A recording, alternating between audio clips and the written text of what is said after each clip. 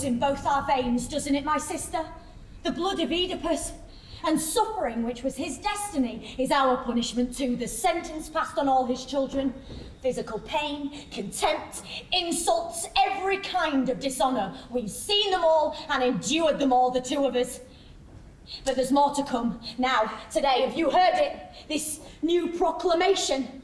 Have you heard how those nearest to us are to be treated with the contempt we reserve for traitors? No one has told me anything, Antigone. I've heard nothing, neither good nor bad, about anyone we love. Not since the battle, I mean, and the terrible news that both our brothers were dead. I thought you hadn't. That's why I asked you to meet me here, where I could tell you everything without any risk of being overheard. What is it then? More terrible news? Something black and frightening, I can see that. We have two brothers, both of them dead, and Creon has decreed that a decent burial should be given to one and not to the other. Eteocles apparently has already been buried with full military honours and all the formalities due to the dead meticulously observed, so that his rest in the underworld among the heroes is assured. But Polynices, who died in agony just as certainly as his brother did, is not to be buried at all. The decree makes that quite plain. He is to be left lying where he fell with no tears, no ceremonies of mourning, to stink in the open till the kites and vultures catch the scent and tear him to pieces and pick him to the bone. Left unburied, there is no rest for him in the underworld, no more than here. What a great king our Creon is, eh, sister? It's against us, you realise, and against me in particular he has published this decree. He isn't bluffing. He means to act to make it stick. The punishment for anyone who disobeys the order is public stoning to death. So that's the news. And you know it now. The time has come for you two to stand up and be counted with me, and to show whether you are worthy of the honour of being Oedipus's daughter. What can I do?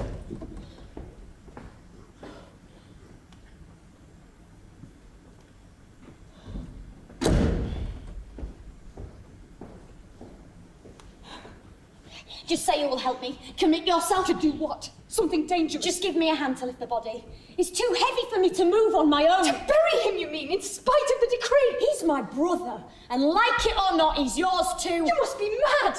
Creon has publicly forbidden it! He can't forbid me to love my brother. He has neither the right nor the power to do that. Have you forgotten what happened to our father?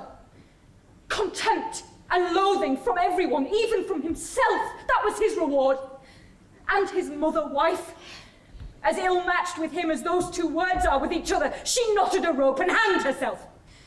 And now our two brothers, dead on one day, each one cutting down the other, blood for blood and death for death. We are the last ones left, sister, and what a death is promised for us. More terrible than any if we break the law by defying the king and the power of the state. Think for a moment, Antigone, please. We are women, that's all. Physically weaker and barred from any political influence. Men are in power and we have to obey them. This time, and maybe in worse situations than this. May God forgive me and the spirits of the dead. I have no choice. State power commands and I must do as I'm told. When you are powerless, wild gestures and heroic refusals are reserved for madmen. Don't say any more. I won't ask again. In fact, if you were to offer help now, I would refuse it. Do as you please. I intend to bury my brother, and if I die in the attempt, I shall die in the knowledge that I have acted justly. Our lives are short. We have too little time to waste it on men and the laws they make. The approval of the dead is everlasting, and I shall bask in it as I lie among them. Do as you please. Live, by all means. The laws you break are not of man's making. I reverence them. But how can I defy the unlimited power of the state? What weapons of mine are strong enough for that? Fine. That's a good excuse. I'll go and shovel the earth on my brother's body. Frightened, Antigone, I'm frightened for you. Don't be frightened for me. Fear for yourself. For God's sake, keep it quiet. Don't tell anyone. I'll keep our meeting secret. Don't you dare. You must tell everybody. Shout it in the streets. If you keep it secret, I shall begin to hate you. This obsession will destroy you. You're certain to fail. I shall fail when I have failed, not before. But you know it's hopeless. Why begin when you know you can't possibly succeed? Be quiet. Before I begin to despise you for talking so feebly, our brother will despise you too, and justly. You can go now. Go. If I'm mad, you can leave me here to my madness, which will doubtless destroy me soon enough. Death is the worst thing that can happen, and some deaths are more honourable than others. You've made up your mind. Antigone, it is madness. Remember, I love you, whatever happens.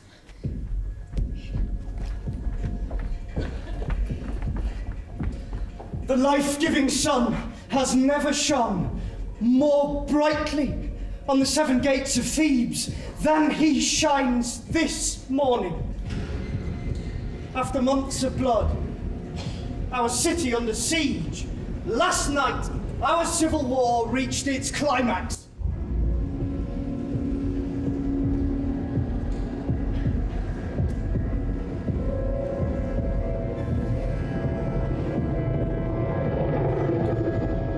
Before the final night of killing and burning, at the 7th gate, 2 brothers met.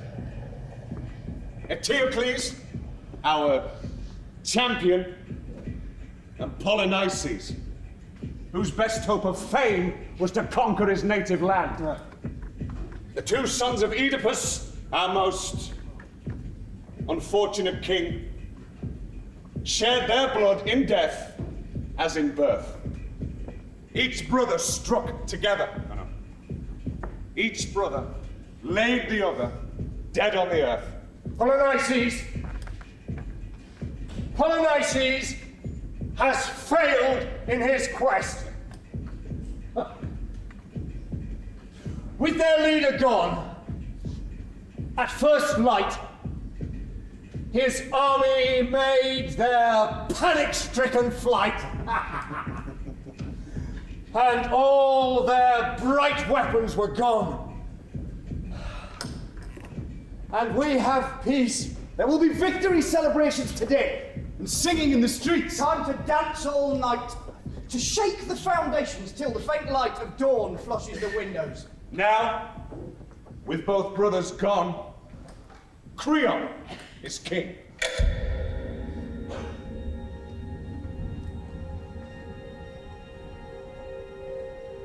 He made the most of his fortune and the gods' choice.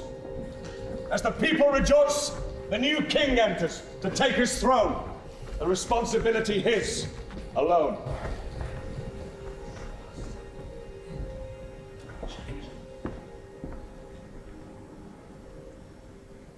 Our country, like a ship at sea, has survived the hurricane. The gods who sent it have navigated us into calmer waters now. I've chosen to summon this assembly because I know I can trust you. You were loyal and reliable when King Oedipus, in his exceptional wisdom, restored the fortunes of this city, and when tragedy struck him and his rule was ended, your loyalty to the blood royal was never questioned. And you supported his sons till they too were brought down. By that same blood right, as next of kin, I claim the throne and all its power, both city and kingdom. I claim it and hold it from today as mine by right.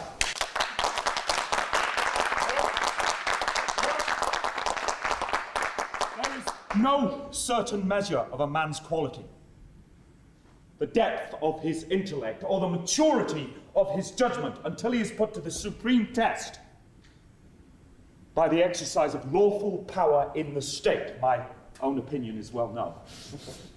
The ruler who fears the consequences of his actions, or who is afraid to act openly or take the good advice of his officers, is beneath contempt. Equally contemptible is the man who puts the interests of his friends or his relations before his country. There is nothing good can be said of him. Let me make it plain before the gods, whose eyes are in every council chamber. When I see any threat to this nation from whatever direction, I shall make it public. No one who is an enemy of the state shall ever be any friend of mine. The state is everything to us. The ship we all sail in, if she sinks, we all drown. That's my policy. And in pursuance of that policy, I have issued an official state decree concerning the sons of Oedipus.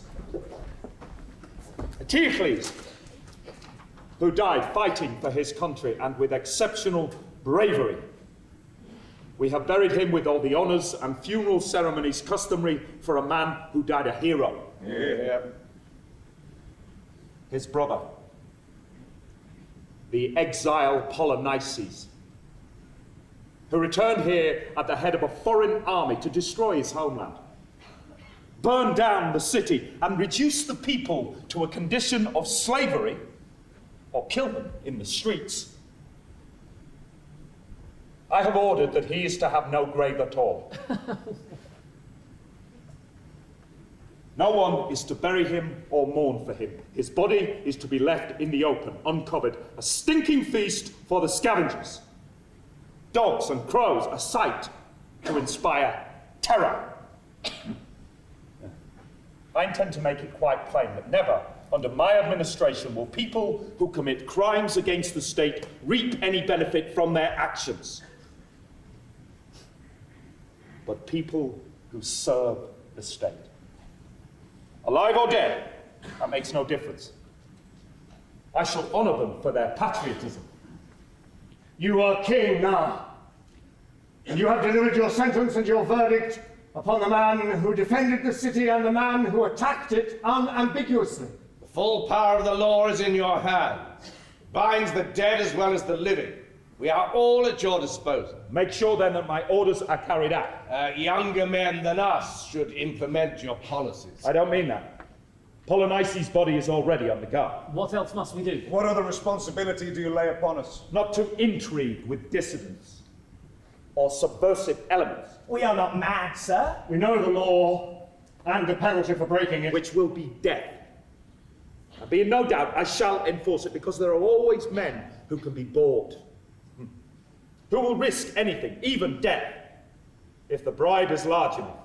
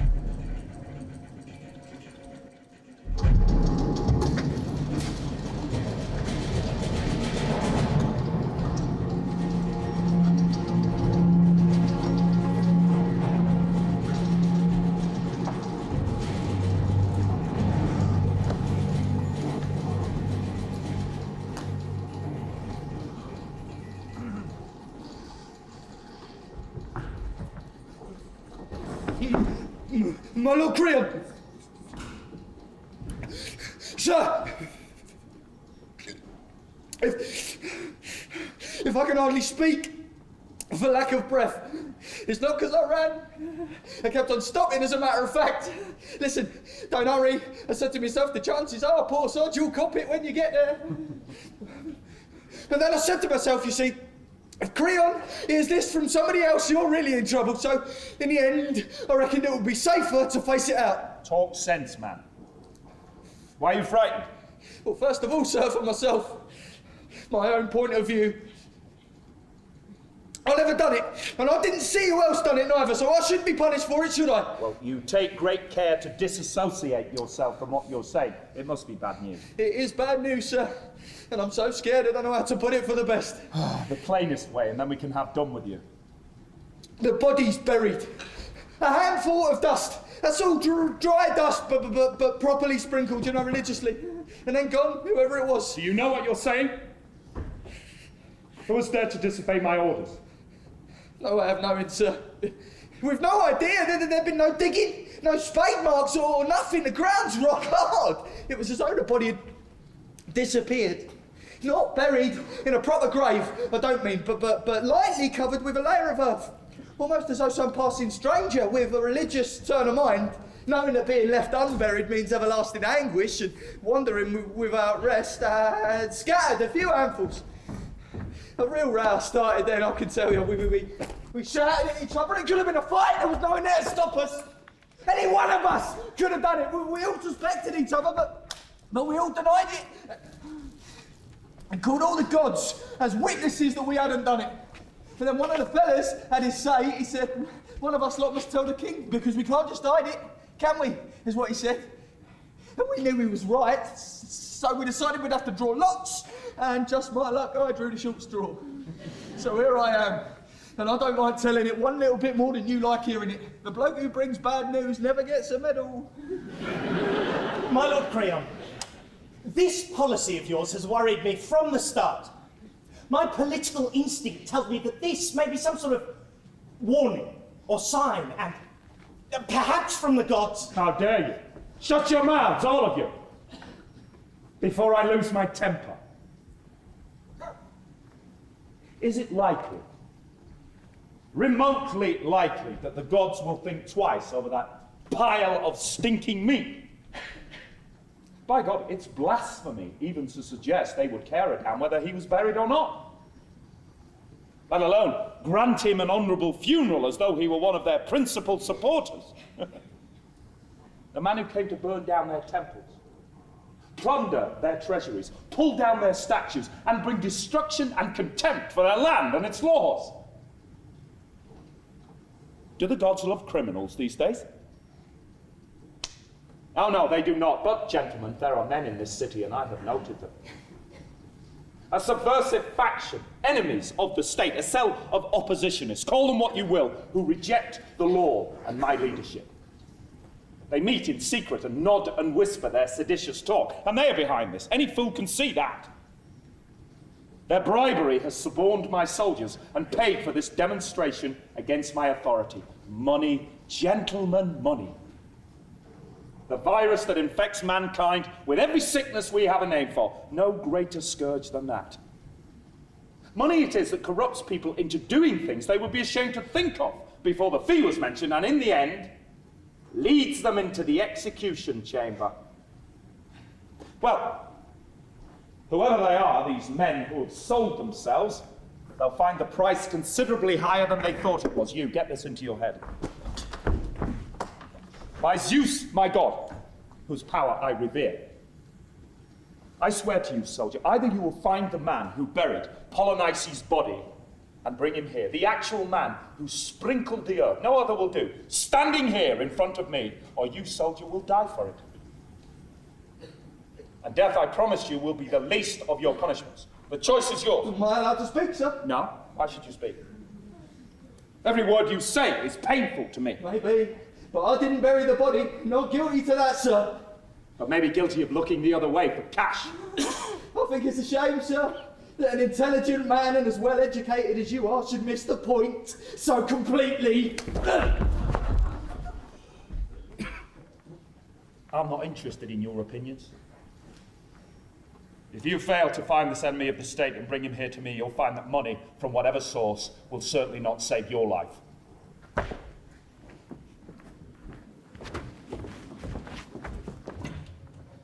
Let's hope they find him, whoever he is. But one thing I'm sure of, they won't find me. I never thought I'd get out of here alive, and when I do get out, nothing will bring me back again.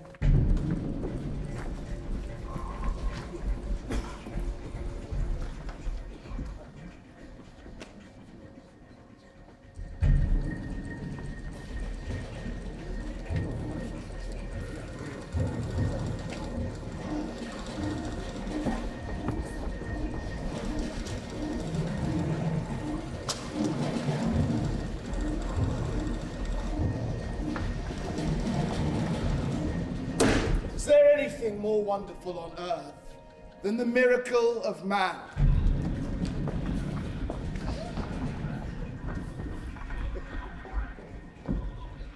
He has mastered the mysteries of language and thought, which moves faster than the wind. He has tamed and made rational.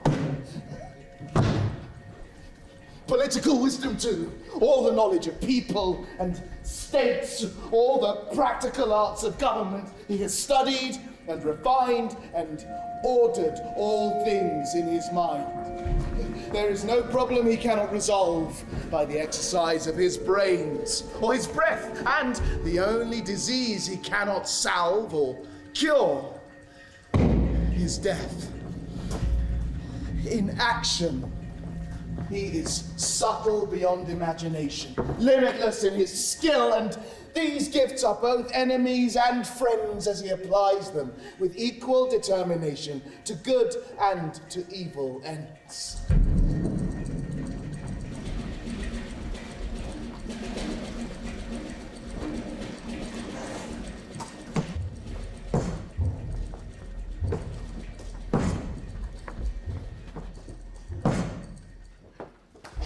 This is Antigone! I recognize her as clearly as I can see you! Do you have to manhandle her this way? We saw it! Actually burying the body, caught red-handed. Where's the king? He's coming now. When he's most needed.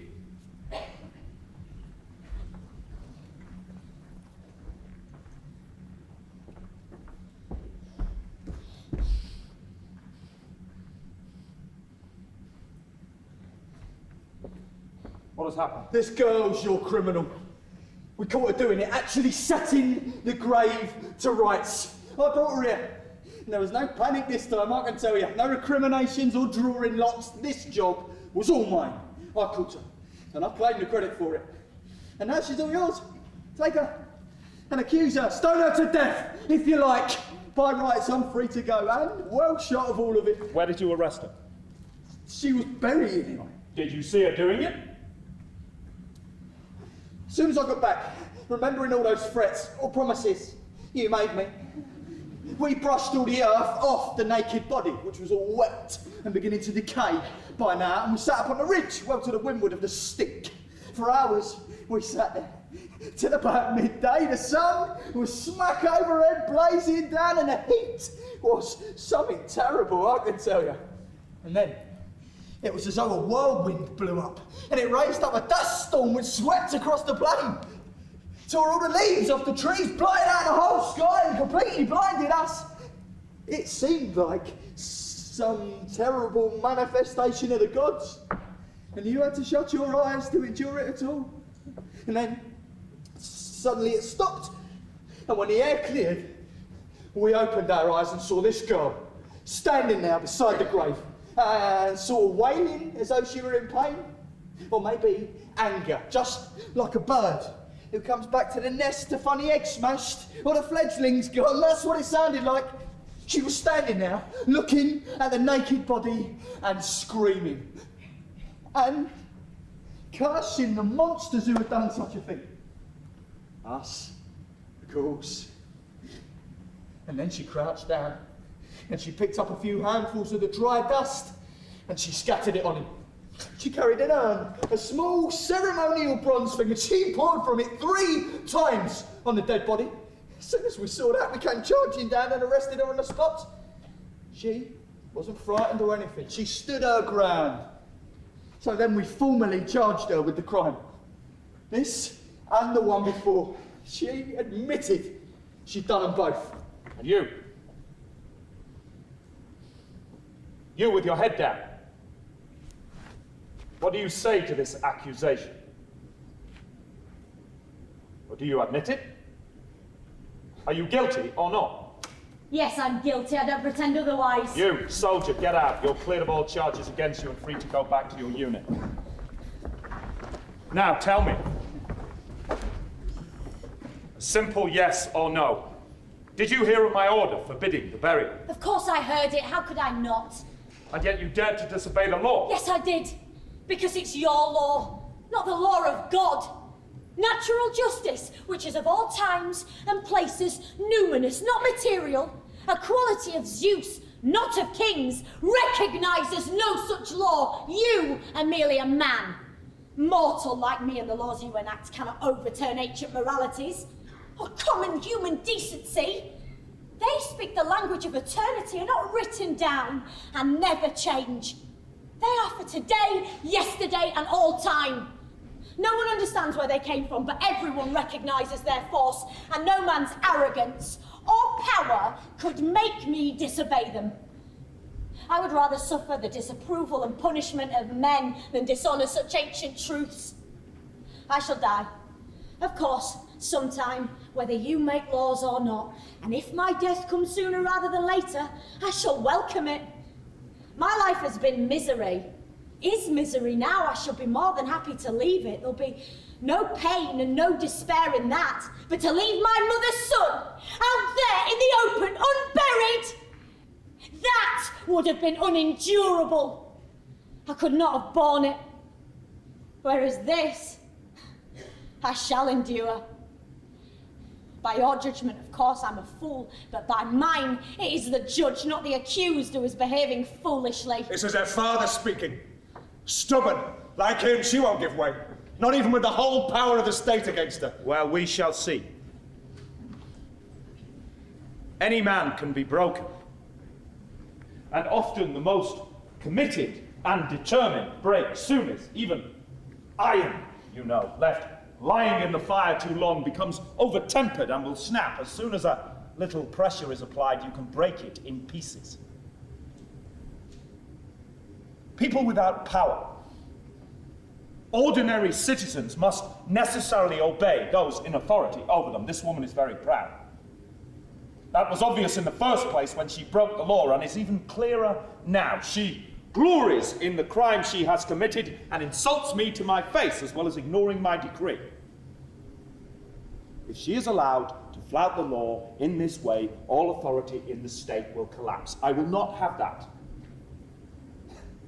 There will be no exchanging of roles here, me playing the woman while she plays the king. She is my niece, my sister's child. But I am the law, and that responsibility is above kinship. Were she even closer, the closest, my own daughter, my duty would be plain. The law has its weapons, and they will strike at her and at her sister, too.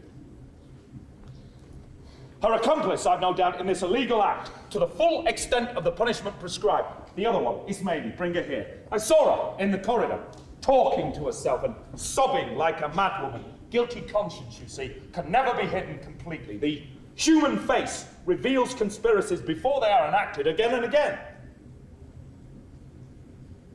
But there is nothing more disgusting than the confessed criminal who tries to justify his actions, as this woman has done here today. What more do you want? Kill me and have done with it. Or nothing more than your death. That will be enough. Then what are you waiting for? Nothing you say will be of the slightest interest to me, and my arguments you will not listen to. I've done what I've said I'd do. I've buried my brother. I aspire to no greater honour, and if I am to be famous, let it be for that. All these officers of yours, they all agree with me in their hearts, but there's no gag like terror, is there, gentlemen? And tyrants must have their way, both in word and action. That's their privilege. You are quite mistaken. None of the Thebans anywhere in this city think as you do. They all do, but they keep their mouths shut when you're here. Not at all, and you should be ashamed. Setting yourself up against the majority, disregarding the will of the people. I love my brother. I honour him dead as I loved him living. There's no shame in that. And the one he murdered, wasn't he your brother? My mother bore them both, and I love them both. If you honour one, you insult the other. Neither of those dead men would say that. Eteocles would. His brother was a traitor. Does he merit no greater respect than that? He was not an animal. They both died together, and they were both men. Yes, and the one died defending his country, while the other traitorously attacked The dead have their rights, and we have our duties towards them, dictated by common decency. And if good and bad are to be honoured equally, where are our values? Patriotism, duty. Death is another country. Such things may not be valued there, may even be crimes. An enemy is still an enemy, dead or alive. No, I was born with love enough to share, no hate for anyone. Well, very well, share your love by all means. Share it with the dead. I wish them well of it. Women must learn to obey as well as men. There can be no special treatment. Law is law, and will remain so while I'm alive. And no woman will get the better of me. Look, is Mayonnaise weeping for her sister? And you, snake, slithering silently about my house to drink my blood in secret. Both of you the same. I looked the other way, and like terrorists, you laid undercover plans to destroy me. Well, do you confess your complicity in this crime, or protest your innocence? Yes, I confess, if she will allow me to say so. I was fully involved, and if she is guilty, so am I. No, that isn't justice. When I asked you to help me, you refused me. So I told you I didn't want you, I'd do it alone. But now that you're in danger, Antigone, I'm proud to be beside you in the dock. The dead man knows who buried him. We used to people who are all words and no action. Please, my sister, don't despise me. Let me share the honour and die with you. You have no right to claim the honour for doing what you were afraid to do. Why should you die? Because life without you won't be worth living. Ask Creon to protect you, he's your uncle. Do I deserve such contempt? Do you enjoy making fun of me, sneering at my misery? You're right. It's a reflection of my own pain. If such bitter pleasures are all I have left. Let me help you then, it's not too late. Save your own life. Do that for yourself without any criticism from me or envy. Oh, for God's sake, Antigone, will you not allow me even to share my death with my sister? No, I won't. You chose to live when I chose to die, and that's the end of it. But I wasn't afraid to speak. I warned you that this would happen. I knew how it would be. And the majority would agree with you, but some would be of my opinion. Then we're both in the wrong and both condemned. No, you must live. I have been dead for a long time inwardly. I am well suited to pay honour to the dead and die for it. These women are neurotic. Lunatics, both of them. One of them going off her head in front of our eyes, the other one born and balanced. Well, are you surprised? Anyone would crack. The most tough-minded person under such treatment. You lost your senses when you allowed yourself to be influenced by her lunacy. There's no life for me here, not without my sister. Don't speak of her, she's as good as dead. You killed the woman your son plans to marry. Well, there are other women. No lack of choice for a young man, other fields to plough. They're devoted to each other. You can't change love as you change your clothes. Well, no son of mine can marry a criminal. Oh, Haman, when you hear how your father insults you... Let him hear. What does his mistress matter to me? Lord Creon. You insult your own.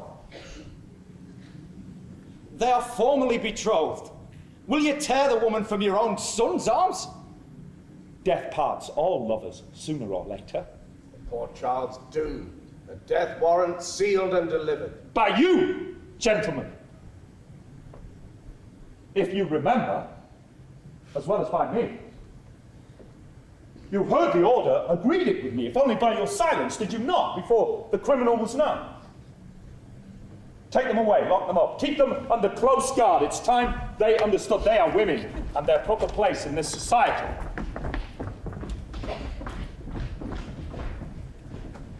There is nothing like the immediate threat of death to make them look reality in the face.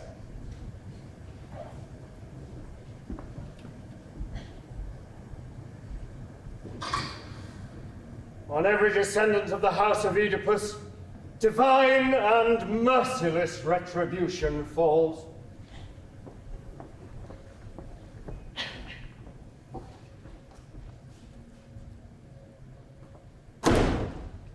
In the unremembered past, some unforgiving Olympian cast the weight of his vengeance on the whole race, so that agony, destruction, disgrace destroys son and daughter, and darkens their halls with tragedy. The cold hands of the dead reach out for the living, and no one is spared.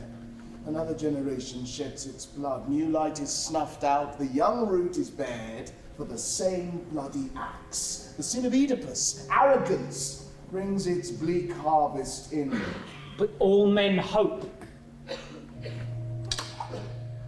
And some have ambition. Far-ranging birds that never tire. Those wings bear some men steadily onward, but some others aimlessly swoop and glide down pathways to disaster and the merciless fire. And no man can claim to have understood hope or ambition till the flames burn under his feet and the once solid wood of his life is reduced to its last condition, ashes and dust. A wise man said, when a man commits crimes and is proud of the action, a flaming sword hangs over his head. No future but the grave and a funeral urn. Well, here comes your youngest son. Is he desperate with grief that his future bride should be so brutally denied, and all his hopes of happiness gone?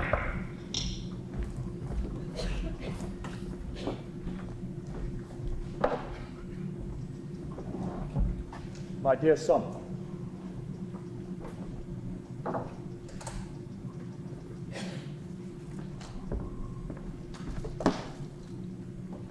I don't doubt you have heard the news of our final decision.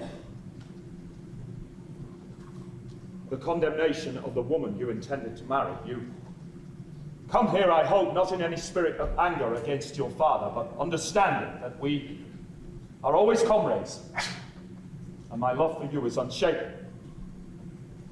I know I am your son, Father. I understand the depth of your experience in matters of state, and I try to follow and benefit from it whenever I can.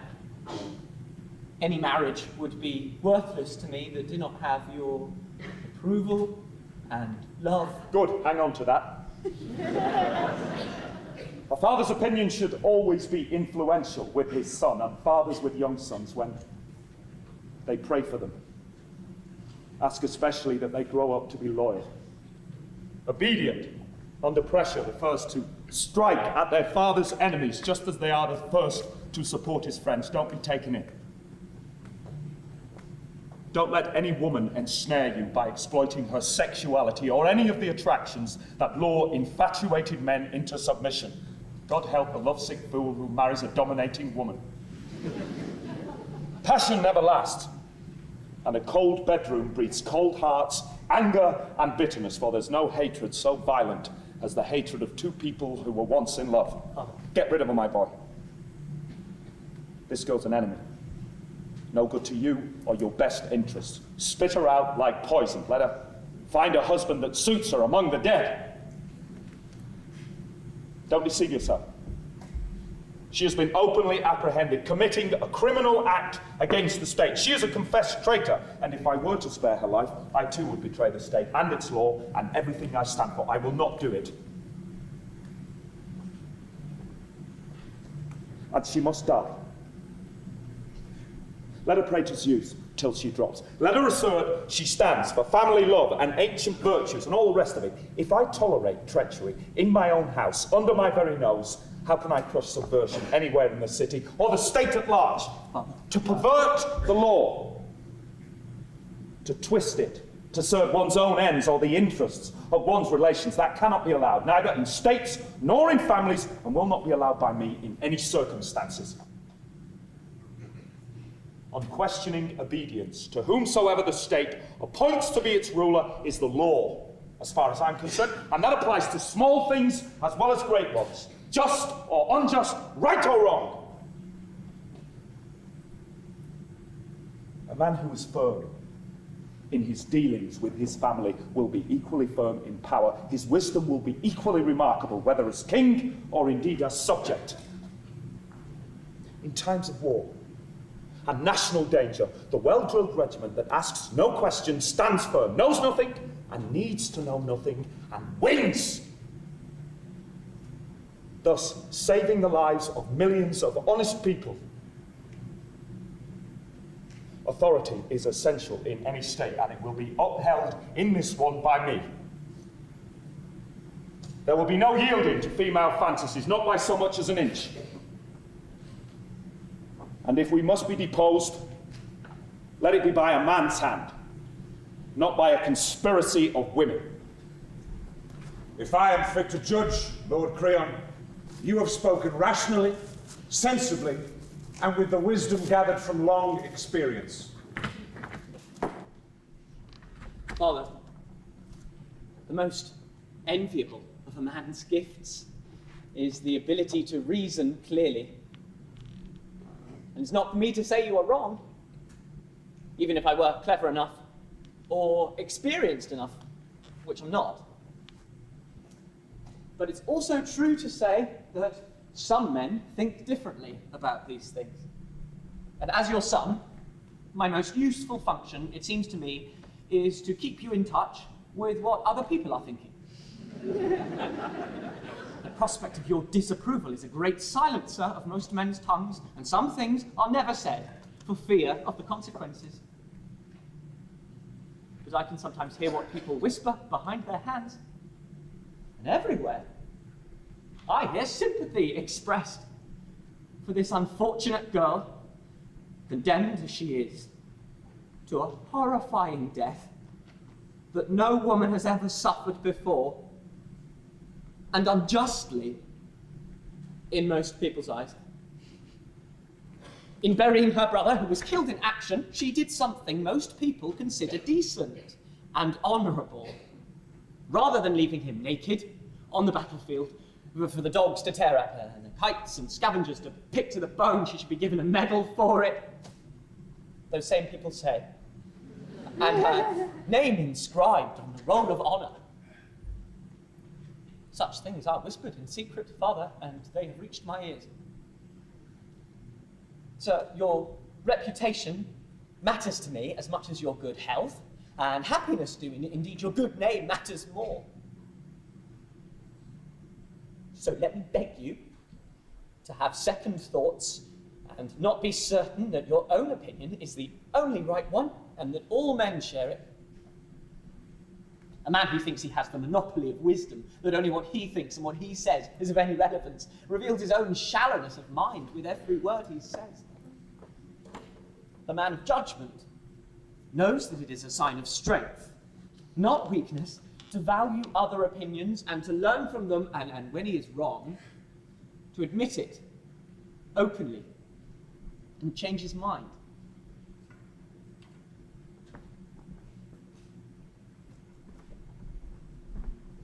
You see it when a river floods. The trees that bend survive. Those whose trunks are inflexible are snapped off short by the weight of the water. I beg you, Father, think twice about this.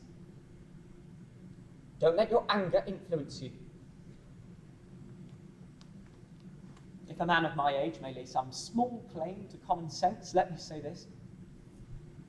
Absolute certainty is fine. If a man can be certain that his wisdom is absolute. But such certainty and such wisdom is rare among men, and that being so, the next best is to learn to listen and to take good advice when it is offered. There's a lot of sense, Lord Creon, in what this young man said. As indeed there was in everything that you said too. But the fact is, you're both in the right. And there's a good deal to be said for either. Is there indeed? Am I expected to listen and take lessons in political tactics at my age from a mere boy? I'm a man, Father, and my arguments are just. They stand upon their merits, not my age. Oh, they stand upon their merits, do they? Well, what merit is there? Please, tell me, in breaking the law. If she's done something shameful, I wouldn't defend her. Well, she's brought the law into contempt. That's shameful. Listen to the people in the streets. Father, the ordinary Thebans, they say she hasn't. I have never based my political principles on the opinions of people in the street. Now you're the one who's speaking like a boy. I'm speaking like a king. It's my responsibility, and I will act according to my own conviction. When the state becomes one man, it ceases to be a state. The state is the statesman who rules it. It reflects his judgment. It belongs to him. Go and rule in the desert, then. There's nobody there to argue with you. What a king you'll be there. This boy of mine is on the woman's side. I'm on your side, Father. I'm fighting for you. Every word you have spoken is against me, your own father. When I know you are wrong, I have to speak. How am I wrong? by maintaining my authority and the position of the state. Is that wrong? Position and authority, right, roughshod over moral feeling. You're weak and uxorious and contemptible with no will of your own. You're a woman's mouthpiece. I'm not ashamed of what I'm saying. Every word you have said pleads for her cause. I don't plead for you. And for myself. Of a common humanity, respect for the dead. You will never marry that woman. She won't live long enough to see that day. If she dies, she won't die alone. There'll be 2 deaths, not one. Are you threatening me? How dare you threaten? It's not a threat. I'm telling you, your policy was misbegotten from the beginning. If anything is misbegotten here, it's my son. You'll regret this, I promise you. If you weren't my father, I'd say you were demented. Don't father me. You're a tame lapdog, a woman's plaything. Is anyone else allowed to speak? Must you have the last word in everything? Must all the rest of us be damned? I must, and I will, and you, I promise you, will regret what you have spoken here today. I will not be sneered at or contradicted by anyone. Sons can be punished too, you know. Bring her out. The bitch, let her die, here and now, in the open, with her bridegroom beside her as a witness. You can watch the execution. That's one son I shall never see. Nor, from this moment, Father, will you ever see me again?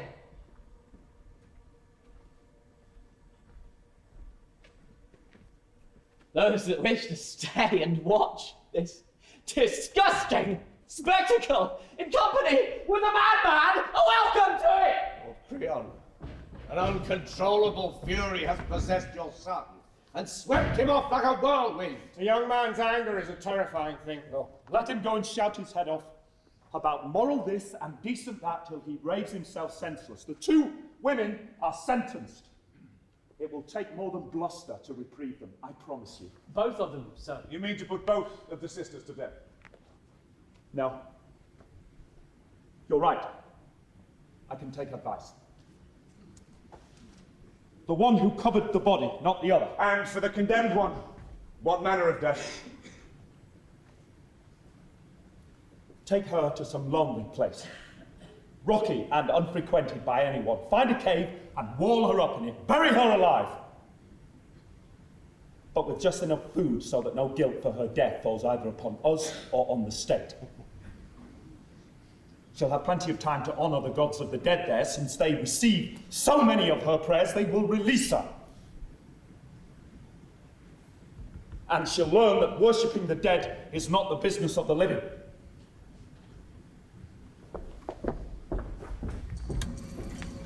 When the god of unbridled passion makes war, he always wins. No force on earth can withstand his powerful, merciless hand, for the gods themselves run mad. Men lose their wits and no one is spared. What else could provoke this strife between father and son? A family divided, and murderous anger between kin. There is fire in a woman's eye. In such consuming heat, a man's mind can burn.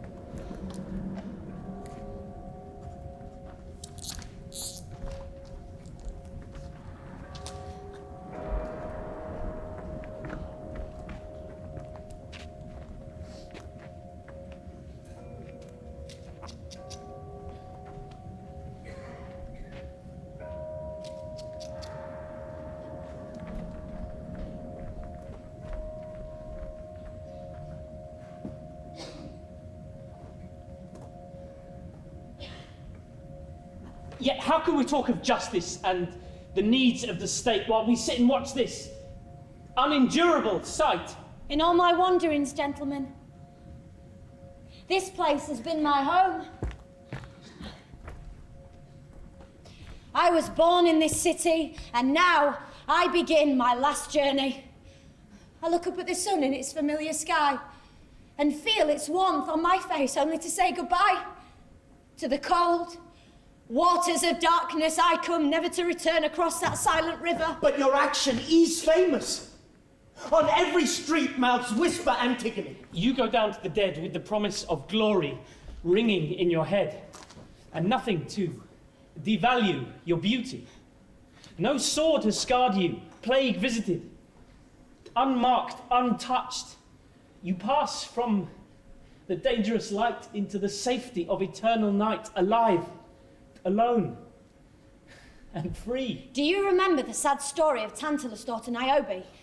She was unmarried like me, in danger like mine. She was sentenced to die on the rock of Sipylus, and there was no glory for her. Only the endless shock of the elements and the terrible place where she was imprisoned. The mountains embrace like fingers of ivy, tying her down, enclosing, entombing her, and she all alone. What bitter tears she shed as she slowly turned to stone, and the grey rock petrified her by inches, and she died. Her story is mine. She was a goddess. Can her story really help you? Or will it soften your distress to pretend you're a child of the gods? If you say it often enough, perhaps it will become the truth. This is a mockery. By everything the city of our fathers has ever held sacred, my dying is no joke. Then forests and meadows and our Theban river ceaselessly flowing, you must be my witnesses. My only mourners, as victimised by an unjust law, I go to my last home to wait, while the slow darkness descends, cold and starving on my stony bed, halfway between the living and the dead. No one has ever dared to go so far before, as you have dared to go. You carry your father's crimes like a millstone on your back. Small wonder, in such times, if the bones bend or break. Nothing more painful than that. The remembrance of my father's long agony and the curse on my suffering family from the beginning. So much grief. From the unlucky chance of the son finding the mother's bed, and worse than anything, the desperate offspring of that unspeakable marriage, and I share that terrible destiny.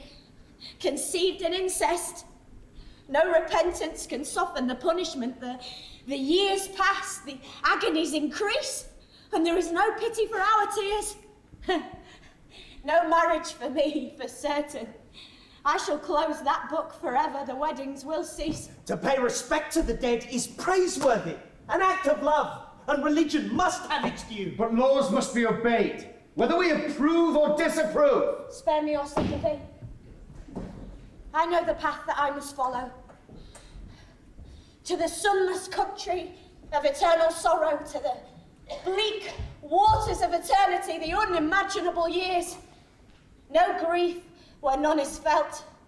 I shall go alone and in silence to my house of stone. If death could be prevented by singing arias about it or other self-indulgent displays of grief, this performance would go on forever, I've no doubt. But I've had enough of it. Take her away, lock her up in a stone vault with half a mountain for a roof, then brick up the door. Let her die there if she chooses, or, if she prefers, stay alive in her grave. Why not? But whatever she does, there will be no guilt on me or on the state. Her death's her own. But there is no place for her among the living. To my grave, then. My honeymoon bed, my prison, my crypt, my home for the rest of time. I shall see so many of my relations there. I am the last, the unhappiest, I think, and the youngest. But my father will be there to meet me at the door. And my mother will smile and hold me close as she always did. And my brother, he will be glad to see me more than all the rest. At each fresh grave, my hands sprinkled the earth, At each I poured the purifying waters and made offerings, and for my beloved Polynices, whose broken body I set to rest, I am rewarded with a shameful death. There are some, I know, more thoughtful people who respect my action. You must justify me. Not for a husband, do you understand? Not even for a son would I have done it. If the law had forbidden it, I would have bowed my head and let them rot. I could have married again, and another husband had more children by him if the first had died. Do you see? Do you understand me? But my mother and father are dead. There can be no more brothers, never again. My love had to speak at Polynices' grave or nowhere. And for that terrible crime, my dearest brother, Creon, sentences me to death, drags me here and will shut me away in a cavern, under a mountain, a living death in silence and darkness and solitude. Oh, I shall die unmarried. All those pleasures denied me, and motherhood denied too. No children to love me, to love, and now no friends. What moral law have I broken? What eternal truths have I denied? Yet now, not even a God can help me, and there's no man who will, I'm sure of that. No help and no hope. How can there be when common decency has become a crime? If the gods in heaven have changed their mind, and this is the way they order things now, I shall soon know it. And I will have learnt my lesson the hard way. But if some others are mistaken, let them be punished as I have been punished, and suffer the injustice I suffer! She hasn't changed even now. The anger inside her blows up like a hurricane. The sooner she's shut up, got rid of, out of harm's way and forgotten about, the better. Get a move on, or you'll regret it. That word is my death. And now it's spoken, don't comfort yourself with hope. There's not. This is the land of my father's Thebes, built by a god! You see, my time has run out. There is no more left. I am the last of the royal blood, a daughter of kings, and I die his victim, unjustly, for upholding justice and the humanity of humankind.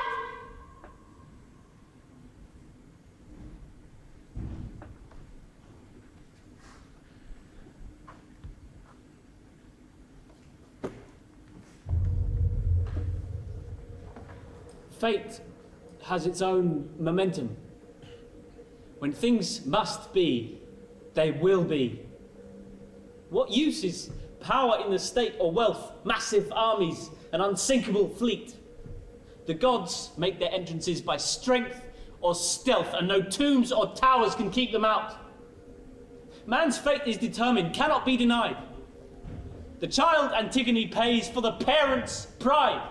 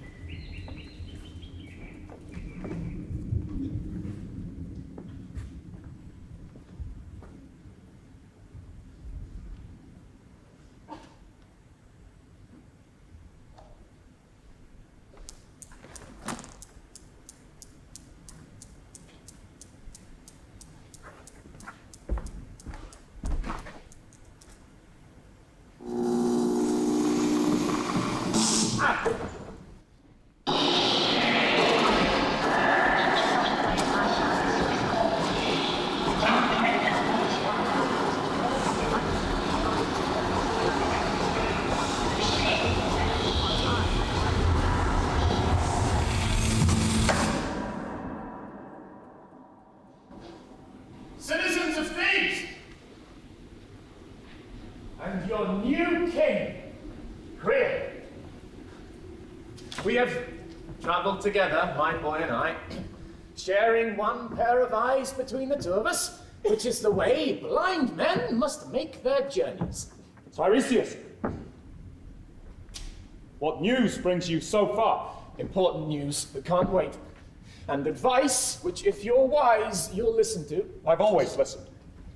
and acted upon it more than once. And like a sensible captain who values his pilot, you've avoided the rocks. I admit it. We all do. We are in your debt. Then for God's sake, listen to me now.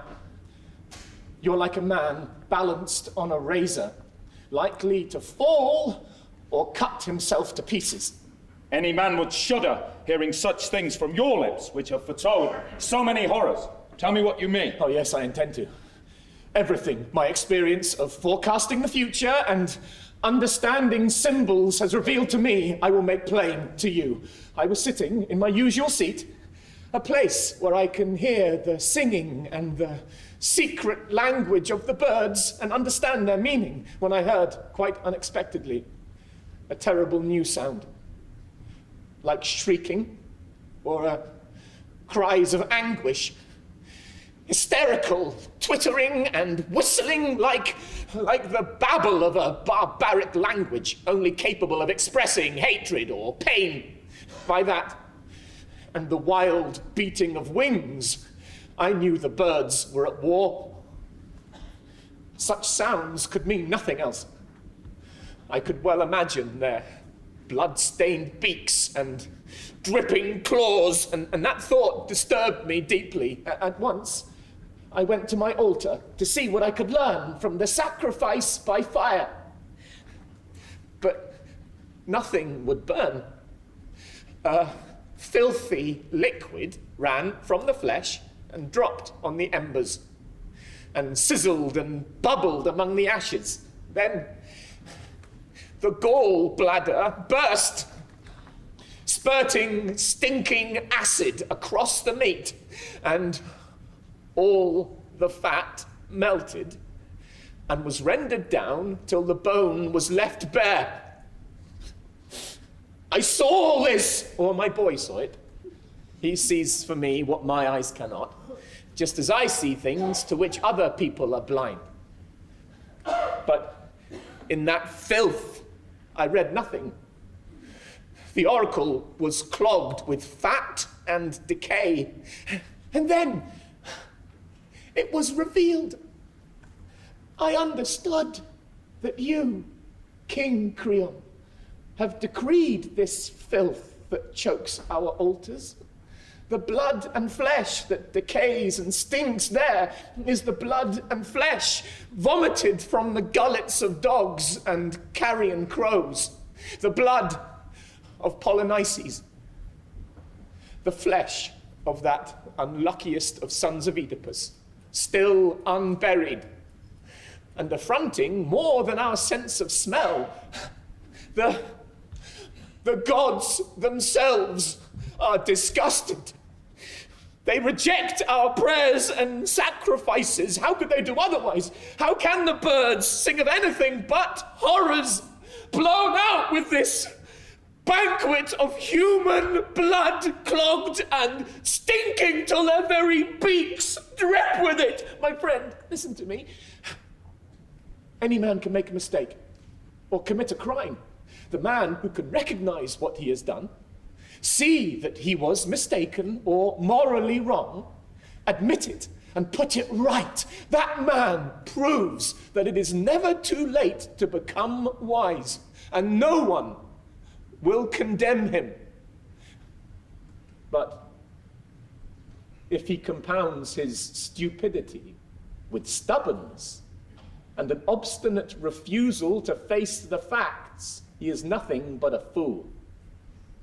Is there anyone more stupid than the stupid man who cannot see his own stupidity? Polynices is dead. Don't revenge yourself on his remains. You can kill a man once, and once only. Is there any glory to be gained by defeating a poor corpse? This is good advice, my friend, sincerely offered by someone who wishes you well. Take it. So that's your news, is it? I am to be the target, am I? For everyone to shoot at. Well, I'm wise too. wise to the ways of fortune tellers, and the buying and selling you all go in for. And I'm to be the latest bargain, I see. I'm to be bought and sold like silver. I'm to be part of the trade. Let me tell you this. There is not enough gold in the world to buy a grave for that man. If golden eagles should carry him up by joints and shreds to Zeus and spew him in gobbets on the marble floors of Olympus, not even that blasphemy would be enough to deflect me from my purpose. Because I know that no single human act, however much it may degrade the earth, can stain the purity of the ever-living gods. But let me tell you this, Tiresias. A man can fall. He can fall like a stone. Especially when he pretends to give good advice and wraps it up in a profound cloak of religiosity, when all the time naked self-interest and the greed for profit are the only motives that matter to him. Are there any wise men left anywhere? Goodness, how profound. Do you have any more thunderous platitudes to follow that one? Mature judgment cannot be bought. No treasure is as valuable, and good advice is worth more than a fortune to any man. And bad advice is worse than worthless, a disease which infects the wisest of men.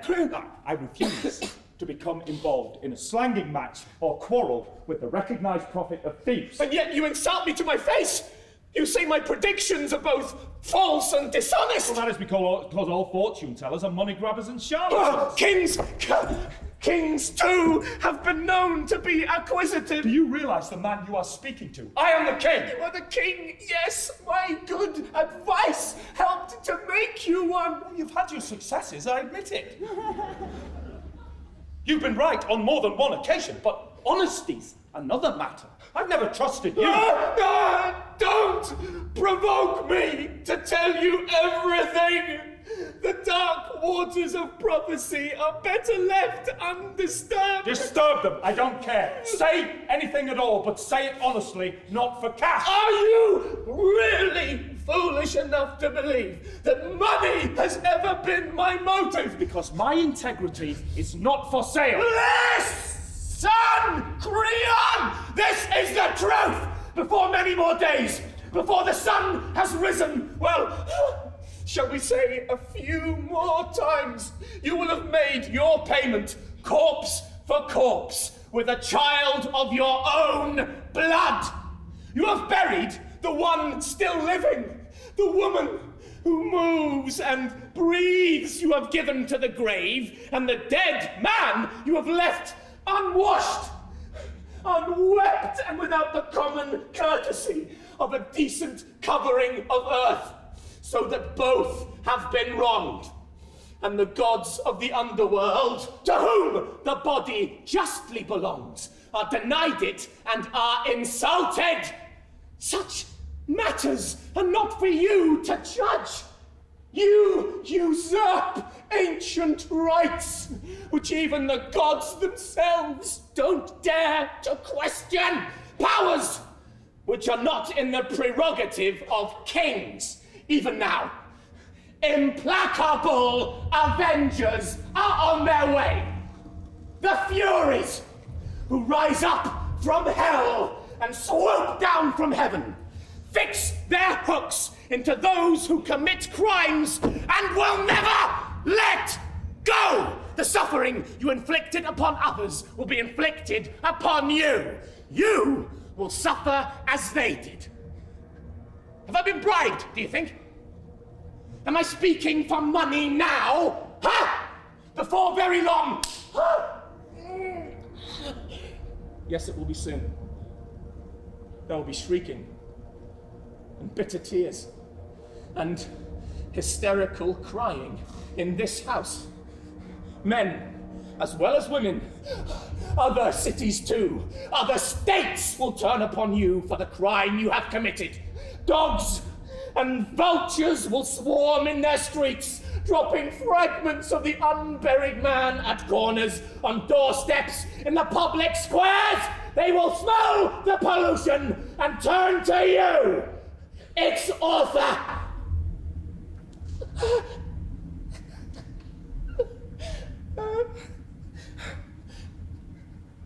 That's all I have to say. You made me angry, Creon, with your crude accusations, and so I made you my target. And like a good marksman, all my shots have hit the bull. Take me home now, boy.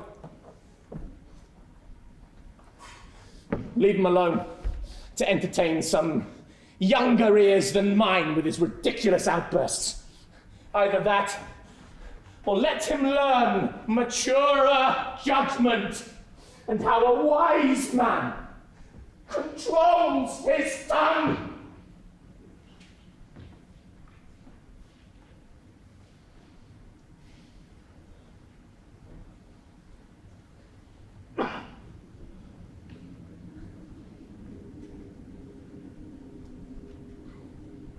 He's gone, my lord, promising nothing but disasters to come. I grew grey in this city. I was dark-haired here, and now I'm white.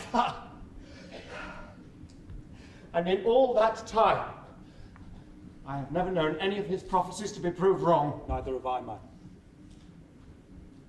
I know that much as well as you.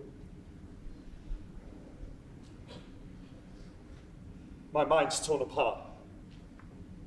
Like a tug of war, one way, then the other. How can I give way now yet? How can I stand here like a fool and wait stubbornly for whatever disaster may be coming? Lord Creon, it's time to take good advice. Give it then, don't be afraid, I'll listen.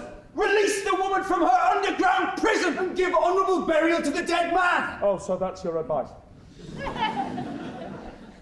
Total collapse, complete withdrawal. Do you all think that? We do, sir. Do it quickly, for heaven's sake. The gods never move faster than when punishing men with the consequences of their own actions. How can I do it? It's unendurable to deny every principle and action I have stood fast by. Yet I dare not stand against the iron laws of necessity. Go on, sir. Do it now, and do it personally, not by proxy, with your own hands. Yes. I'll go myself. At once. Somebody. Everybody. Bring spades and sledgehammers. I'm coming with you. If I've changed my mind, I'll act upon it with exactly the same determination I sentenced her. And I'll set her free. Tear down the bricks with my own hands if necessary. Perhaps it's wiser to let the old laws stand. My fear tells me it is. And that's a voice every prudent man must listen to.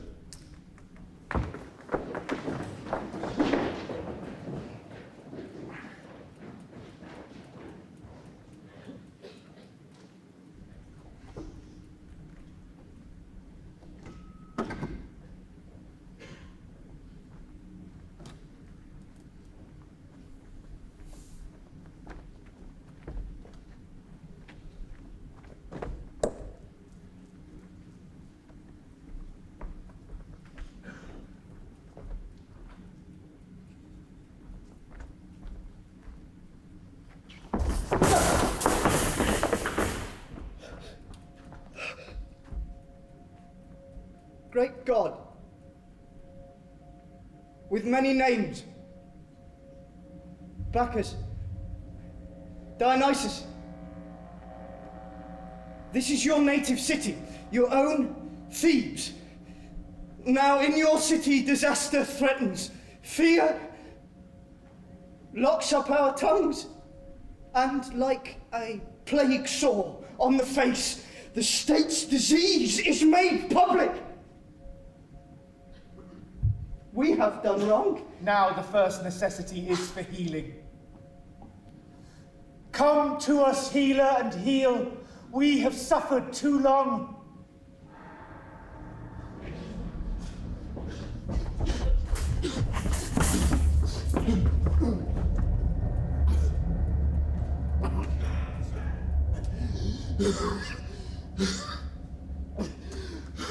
What kind of life can there be when the things that make life pleasant are destroyed?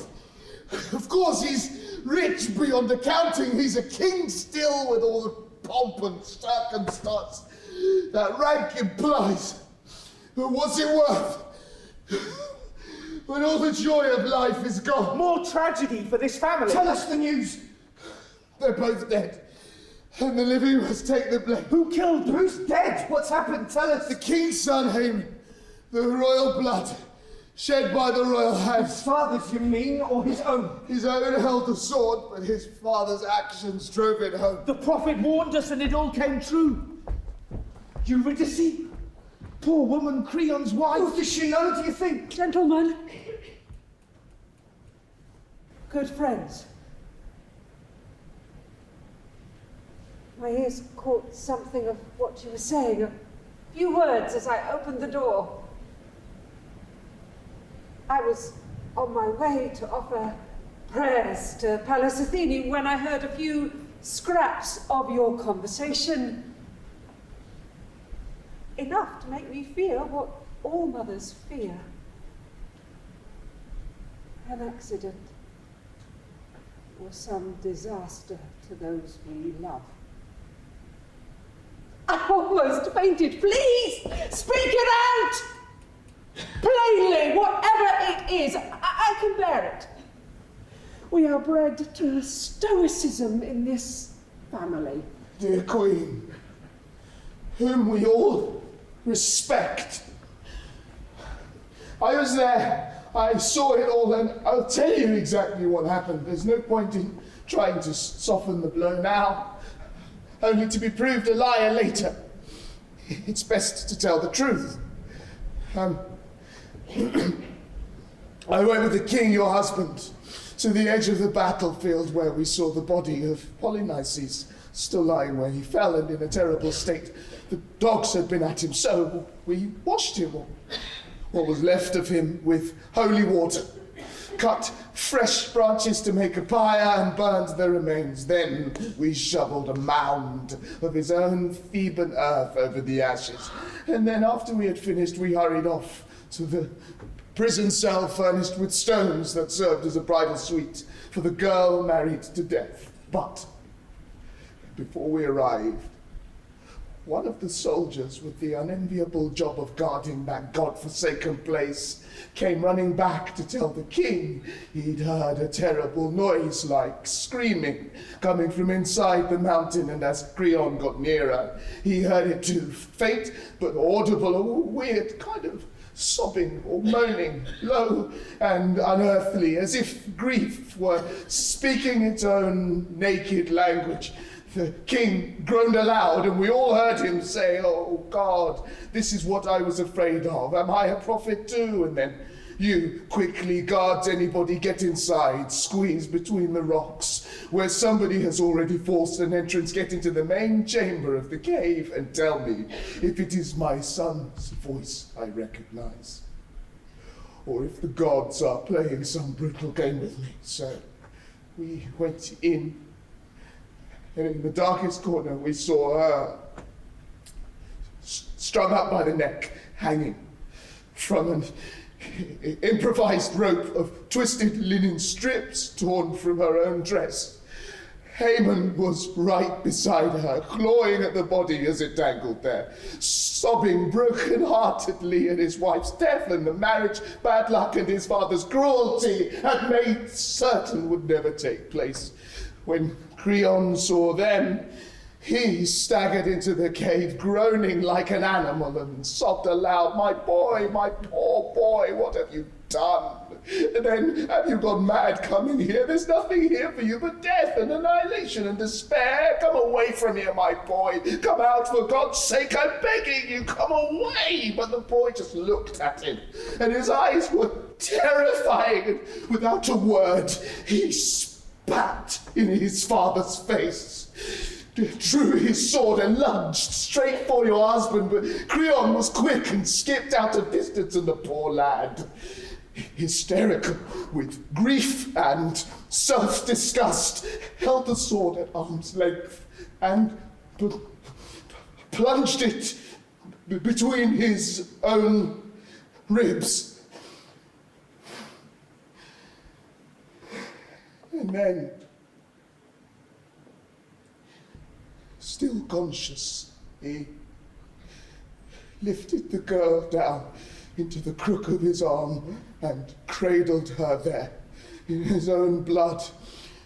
His breathing got harder and shorter as the life flooded away before our eyes like a fountain, soaking her body so that her white cheeks flushed red again with the bloodstains.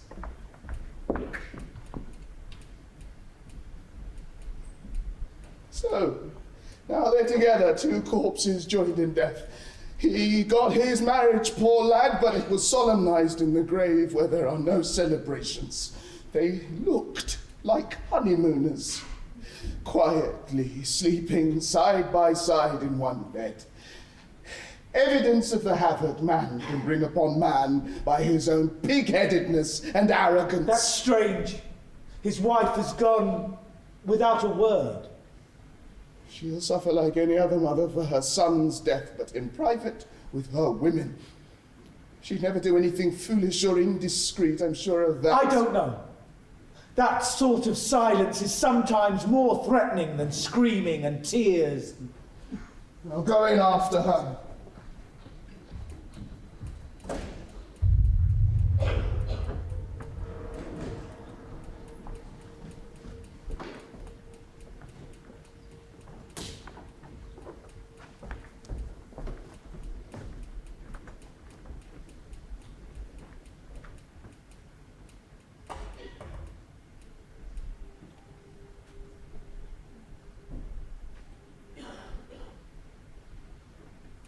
There was a hatred inside me. The urge to destroy drove me like a maniac. An insane plunge towards death. Your death, my boy.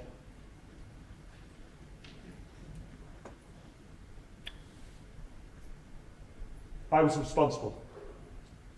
My actions killed him. There is no blame for him, none. Blasted in the morning of your life. My hope. My joy. My hand powered the knife. My arrogance determined your fate. You see the truth now, but you see it too later. Suffering is the only school teacher. The gods have broken my back and destroyed my self-respect. Man is a naked, mortal creature. Affliction is all he can expect. Lord, you have suffered enough, but more suffering is marked to your name. One agony lies here in the open, another is waiting, the same anguish, redoubled behind the door. There can be nothing worse. My heart is broken.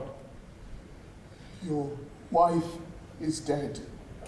The mother to this slaughtered son, her wound is fresh, but the breath of life is gone. Will you kill me too? Or bring me to my knees to suffer longer? What can you say, messenger of death, more than you've said already? There's no hiding it now! See for yourself!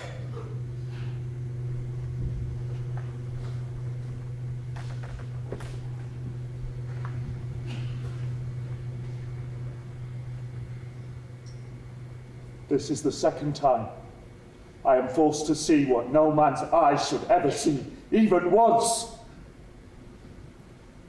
Is this how it ends? Or will there be more torture, more suffering?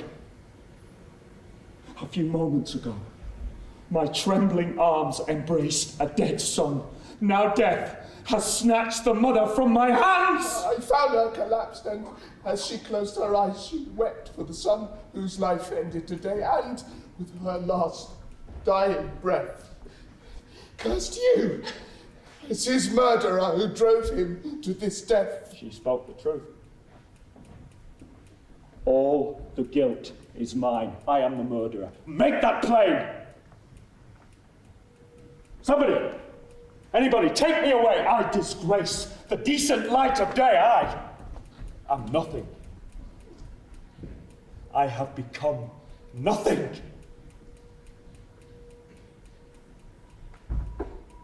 Nothing can happen to a man who is nothing. How can we judge for the best in times like these? Prompt action is safest. What more is there to lose? Where are you, Death?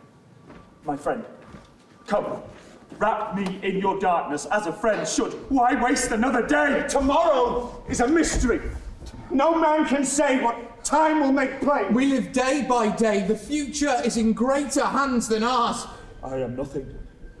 I want nothing. My last, simplest prayers. No time for prayers now. It's too late to pray. What must come will come, tomorrow or today. I am nothing! Take me then. The man who killed without knowing it his wife and son. Where shall I go? Left or right? All wrong turnings now. Into the night. Darkness hide me. There's blood on my hands. My head is split. My back is broken. I should be dead. The key to human happiness is to nurture wisdom in your heart. For man to attend to man's business and let the gods play their part. Above all, to stand in awe of the eternal, unalterable law. The proud man may pretend, in his arrogance, to despise everything but himself. In the end, the gods will bring him to grief. Today it happened here.